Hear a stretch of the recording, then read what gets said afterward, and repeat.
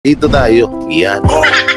Ang isa sa mga kalaban, isa sa mga di umano ay may tinatawag na payroll sa Congress.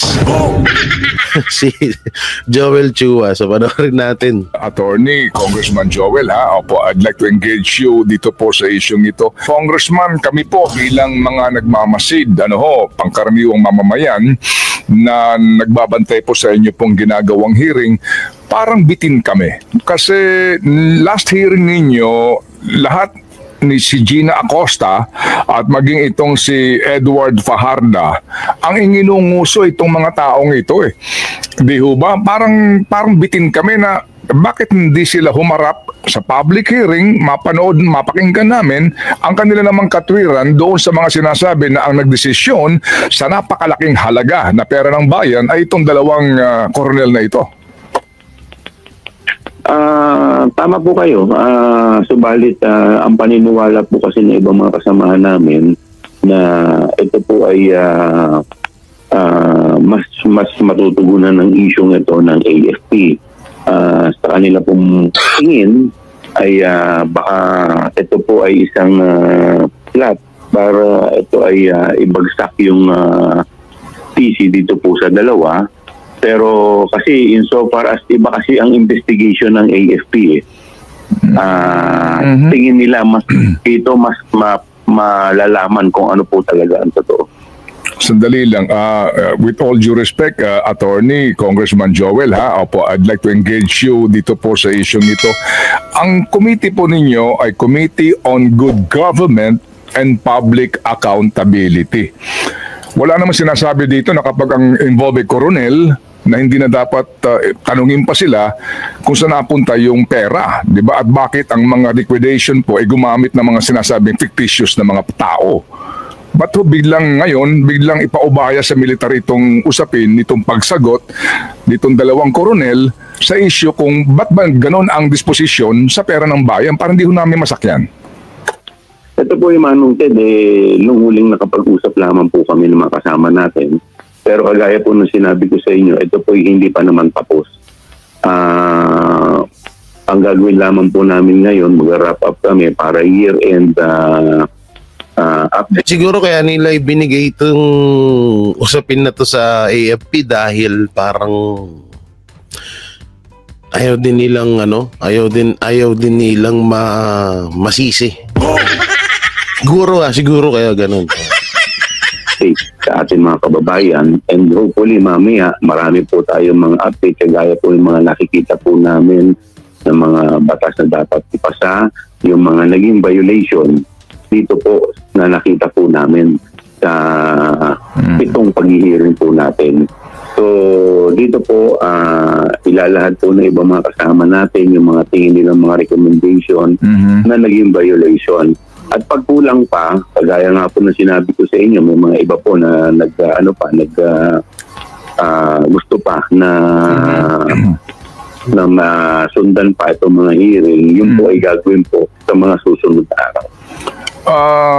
Parang Congressman Joel, wrap up ng year-ender kumbaga ng inyong investigasyon, pero wala pa rin pong linaw kung pahaharapin ninyo itong dalawang security officers na ito para magpaliwanag kung bakit nga ang liquidation ay may mga Mary Grace Piatos at Coque Villamin at ilang pa mga pangalan at libo-libo itong mga liquidation papers na kanila sinumite na may duda nga po kayo, no? Again, siguro kaya ito naiisip ko kaya parang hirap silang kasi hindi hanggang ngayon hindi ko mapagtanto bakit kailangan busisiin yung ganyang topic na yan. Kasi una malalaman to ng mga anti-government, yung mga tao, lalo na yung mga NPA. Malalaman nila at magiging delikado yung mga tao na nasa likod nitong mga to. At pangalawa, baka may ginagawa pa silang script. Baka may ginagawa pa silang script na hindi pa natatapos ngayon. Kaya siguro medyo pinagpaplanuhan pa nila ng maigi. Malay lang naman natin. Ano po yun? Parang ang Hindi nyo kahit si Ted Pailon nahihirapan na eh. hindi ho namin talaga maarok yung sinasabi po ninyo na wrap up tapos hindi pa tapos. Parang sa amin po, ulitin ko lang, parang may something. Alam niyo ho yun? Parang meron kaming pakiramdam na parang there's really something missing, Congressman. Manong Ted, actually, nakuha na rin po namin kasi pati yung request namin sa PSA, yung 677. Yung 677 na pangalan. At nakuha ko na po kahapon na i-report na po sa akin ng COMSEC. At halos karamihan po dito lumalabas ay non-existent. So, out of 677, nasa more than 400 po dito ay non-existent. At more than 200 po dito ay yung mga tinatawag po natin halos doble-doble yung pangalan. So, hindi po nila kaya ito po ay magiging... Katida, no? Attorney pa tong si attorney itong si Joel Chua. Pero parang alam niyo yun, parang na siya dito, parang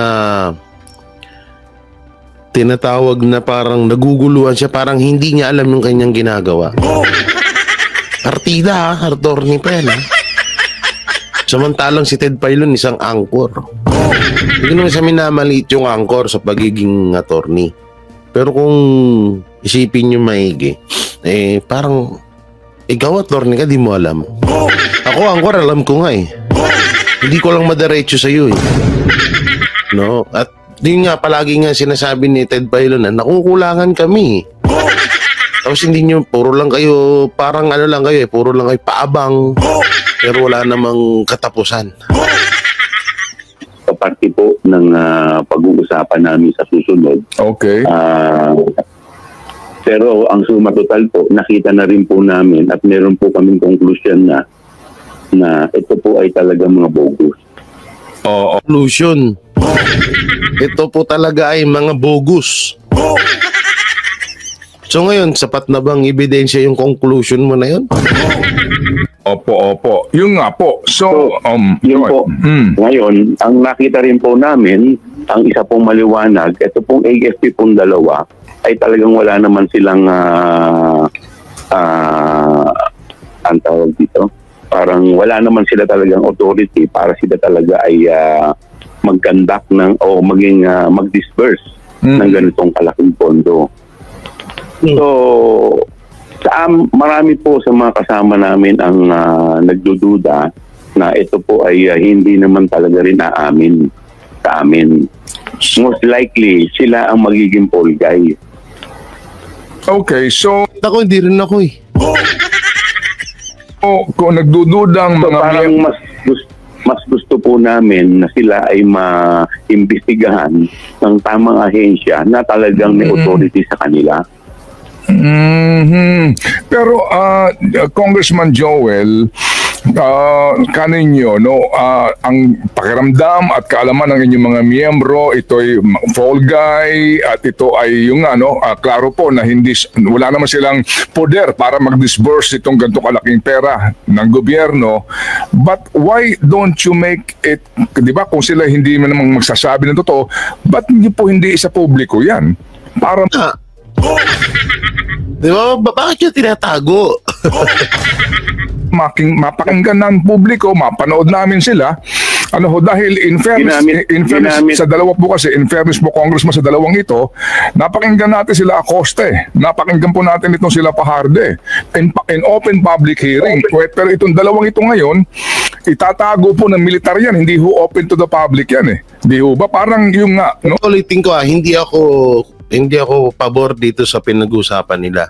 Ang pinopoint kasi dito ni Ted Filon is bakit nyo tinatago? Bakit nyo ayaw isa publiko para malaman or maging aware ang buong Pilipino dito sa usapin na to? Oh, parang nawala po yung essence ng Good Government Committee at saka yung public accountability and for the public to know ito ho magiging sagot ng dalawang ito in open public hearing, Congressman. Ginamit na po kasi sila sa sa impeachment Meron pong nag-file ng dalawa sa impeachment. So ito po kasi usapin na to ay babagsak na sa Department of... Ginamit? Ginamit yung dalawa sa impeachment?